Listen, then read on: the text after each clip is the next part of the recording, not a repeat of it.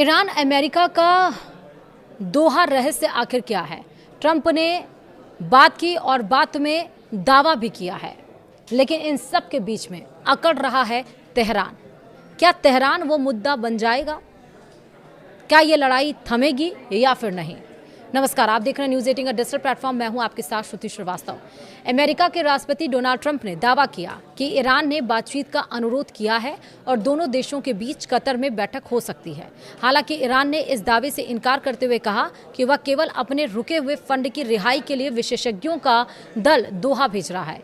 Trump बार बार कह रहे हैं कि उनकी टीम दोहा पहुंच गई है, लेकिन वार्ता पर तेहरान अब भी पत्ते नहीं खोल रहा है। क्या मतलब है? दरअसल मध्य पूर्व में तनाव कम होने के बजाय लगातार बढ़ता दिखाई दे रहा है। एक और अमेरिका के राष्ट्रपति डोनाल्ड ट्रंप ने दावा किया है कि ईरान ने बातचीत के लिए संपर्क किया है, वहीं दूसरी ओर ईरान ने इस दावे को खारिज कर दिया है। इसके साथ ही स्ट्रेट ऑफ हॉर्मुज़ और गाजा में हालात तनावपूर्ण बने हुए हैं। राष्ट्रपति ट्रंप ने कहा कि पिछले हफ्ते दोनों देशों के बीच हुए हमलों के बाद ईरान ने अमेरिका से मुलाकात के लिए रिक्वेस्ट की है। उनके मुताबिक यह बैठक कतर में होने वाली है। हालांकि ट्रंप ने इस प्रस्तावित बातचीत के बारे में कोई ज्यादा जानकारी नहीं दी। वहीं ईरान के विदेश मंत्रालय ने ट्रंप के इस दावे को गलत बताया है। मंत्रालय का कहना है कि अमेरिका के साथ किसी भी तरह की बैठक तय नहीं हुई है। हालांकि ईरान ने यह जरूर पुष्टि की है कि वह अपने विशेषज्ञों का एक प्रतिनिधिमंडल दोहा भेज रहा है और इस टीम का उद्देश्य अमेरिका से बातचीत करना नहीं, बल्कि विदेशों में जमा ईरान की रुकी हुई वित्तीय संपत्तियों यानी कि जो फ्रोजन फंड है उसको जारी कराने की प्रक्रिया पर काम करना है। इसी बीच ईरान ने हॉर्मुज़ जल डमरू मध्य को लेकर फ्रांस की योजना पर भी कड़ा विरोध जताया है। फ्रांस इस समुद्री मार्ग में बारूदी सुरंगों को हटाने से जुड़ी योजना पर विचार कर रहा है। ईरान ने कहा है कि मौजूदा हालात बेहद संवेदनशील हैं और ऐसे समय में किसी भी बाहरी देश का हस्तक्षेप तनाव को और बढ़ा सकता है।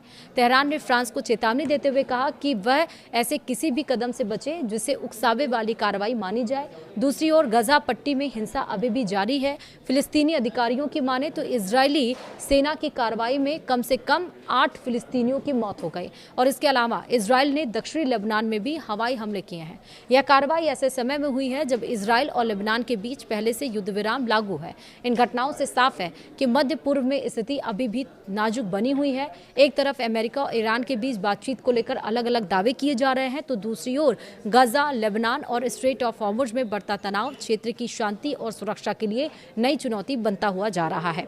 अब इस पूरे मामले में अभी तक क्या अपडेट्स आए हैं वो आपको बताते हैं।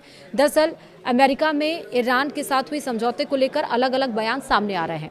उपराष्ट्रपति जेडी वेंस ने इस समझौते का समर्थन करते हुए इसे शांति की दिशा में बड़ा कदम बताया। उन्होंने कहा कि अंतिम समझौते के लिए मजबूत आधार तैयार हो चुका है। वेंस ने इजरायल की आलोचना करते हुए कहा कि केवल सैन्य कार्रवाई से हर सुरक्षा समस्या का समाधान नहीं हो सकता। वहीं विदेश मंत्री मार्को रूबियो ने इजरायल की आलोचना करने से बचते हुए ईरान और हिजबुल्लाह पर निशाना साधा।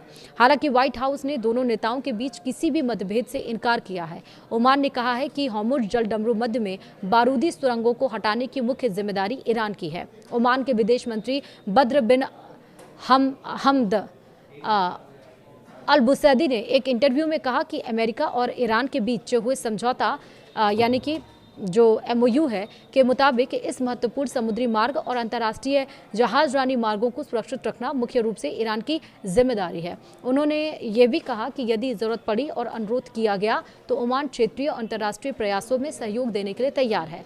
इससे पहले ईरान भी फ्रांस की इस मामले में भूमिका पर आपत्ति जता चुका है। ईरान ने अमेरिका के इस दावे को खारिज किया है कि दोहा में दोनों देशों के बीच उच्च स्तरीय वार्ता होगी। तेहरान का कहना है कि वह केवल एक तकनीकी विशेषज्ञों की टीम कतर भेज रहा है और यह टीम किसी नए राजनीतिक समझौते पर बातचीत नहीं करेगी, बल्कि पहले से हुए समझौता यानी कि MOU के लागू होने की प्रगति की समीक्षा करेगी। ईरान का आरोप है कि अमेरिका MOU की शर्तों को लागू करने में धीमी गति से काम कर रहा है। खासकर दक्षिणी लेबनान में युद्ध विराम से जुड़े प्रावधानों को लेकर ईरान ने गंभीर चिंता और आपत्तियां जताई हैं। ओमान ने हॉर्मुज़ जल डमरू मध्य से गुजरने वाले जहाजों पर केवल रास्ता इस्तेमाल करने के लिए कोई ट्रांजिट शुल्क लगाने का समर्थन नहीं किया है। ओमान के विदेश मंत्री बद्र बिन अहमद अल बुसैदी ने कहा है कि समुद्री मार्ग से गुजरने वाले जहाजों पर केवल आवागमन के लिए शुल्क नहीं लगाया जाना चाहिए।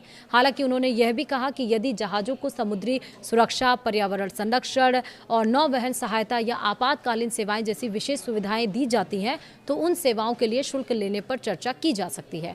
उनके अनुसार यह व्यवस्था संबंधित देशों और शिपिंग कंपनियों की सहमति से होनी चाहिए। अमेरिका के राष्ट्रपति डोनाल्ड ट्रंप ने कहा है कि अमेरिकी वार्ताकारों का एक दल कतर की राजधानी दोहा के लिए रवाना हो गया है। उनके मुताबिक वहां ईरान के साथ एक महत्वपूर्ण बैठक हो सकती है और यह बातचीत ऐसे समय में हो रही है जब हाल के सैन्य हमलों के कारण हॉर्मुज़ को लेकर दोनों देशों के बीच तनाव बढ़ गया था। ट्रंप ने संकेत दिया है कि अमेरिका और ईरान के पास स्थायी शांति समझौता तक पहुंचने के लिए लगभग अगस्त के मध्य तक का समय है और इस दरमियान दोनों पक्ष तनाव कम करने और समझौते की दिशा में प्रयास करेंगे।